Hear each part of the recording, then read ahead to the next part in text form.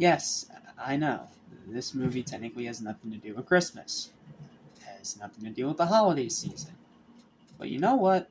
If Nostalgia Critic can call this a Christmas movie and review it in his Christmas marathon, I have perfect obligation to do so as well.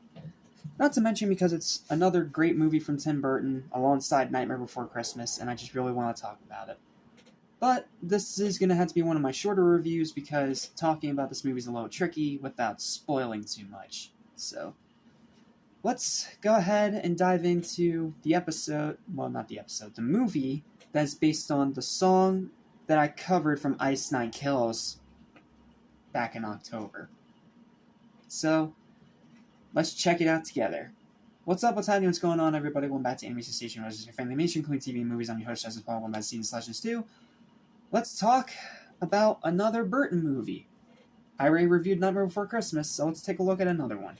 And today, it's Edward Scissorhands, a movie that I had not seen until last year, and oh man, this movie's so good. Like, it is so good. I can see why Ice Nine Kills picked it for Silver Scream. Like, it is so good. I wish I could really say more about it, but all I can really tell you is the basic premise and my overall thoughts. Anything else is pretty much a spoiler, and I would not dare spoil this movie for anyone that has not seen it yet. If you're a fan of Tim Burton and you love dark and twisted movies, you're gonna love this one. So, I'm gonna read the back of the DVD for synopsis, and then we'll get into the written review. In this modern-day fairy tale film directed by Tim Burton, Edward, played by Johnny Depp, is a gentle, naive creation with razor-sharp scissors for hands. When he is taken home by a kindly Avon lady, played by Diane Weiss, to live with her family, his adventure in the pastel paradise of suburbia begins.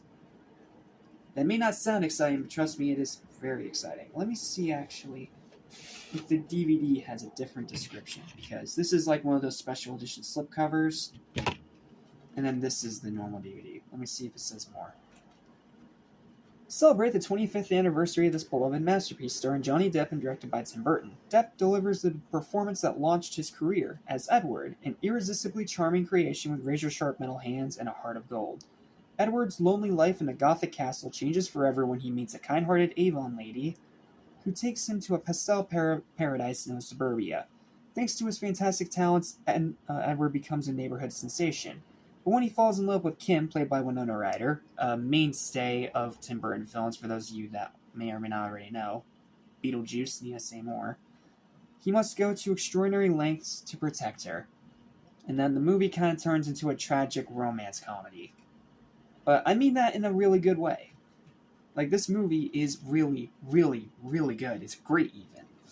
But I just can't talk about it super in depth because that spoils the movie. So, all I can really give you is the description on the back of this DVD and my written review that sums up my overall thoughts without spoiling anything. So, hope you enjoy my review. Sorry it's super short, but you have to check this movie out for yourself. If the Nostalgia Critic can classify it as a Christmas movie, then so can I. Also, I've just been looking for a good excuse to review this excellent film for a while now, so why not throw it into Season Slashings 2? The acting's phenomenal, Depp, Ryder, all of them phenomenal. The set design is superb, whether it's the pastel world or the dark gothic castle. Amazing set design. The practical effects are fantastic. Yeah, like the way they did the actual Scissorhands with practical effects, it's amazing. And it still looks really good today. The dark humor is surprisingly pretty funny. Like I said, this movie is a bit of like a romantic, tragic comedy. So there is humor, and most of the humor is dark and twisted, as you'd expect it to be from Tim Burton. And just like some of other Tim Burton's movies, i.e., once again, Nightmare Before Christmas, it's really funny. The dark humor in this movie is really good.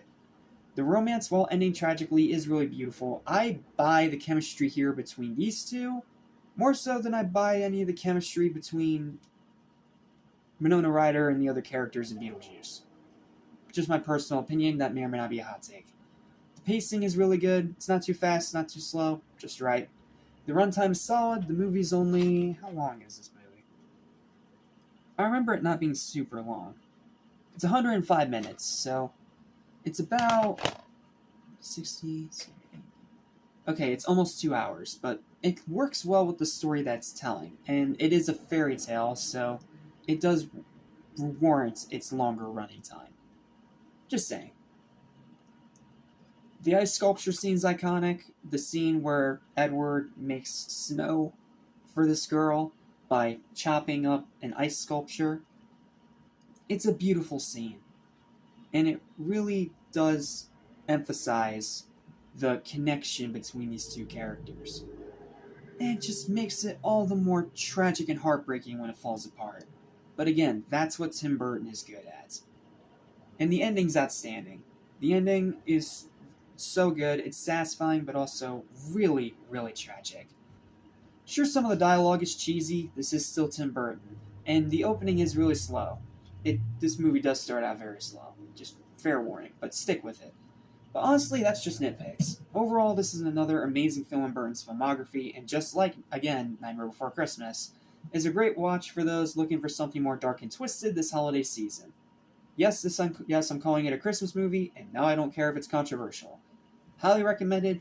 Final verdict for this movie is going to be a high 9 out of 10. Check it out. If it weren't for the little nitpicks, it could be a 10. It's not quite as good as Nightmare Before Christmas, but it's still a damn good movie. Absolutely check it out if you haven't already. Okay, that's it. That's all I've got. Thank you guys so much for watching, and I'll see you in the next review. Lesson how to forget. So listen and you won't regret. Be true to yourself, don't miss your chance, and you won't end up like the fool who ran.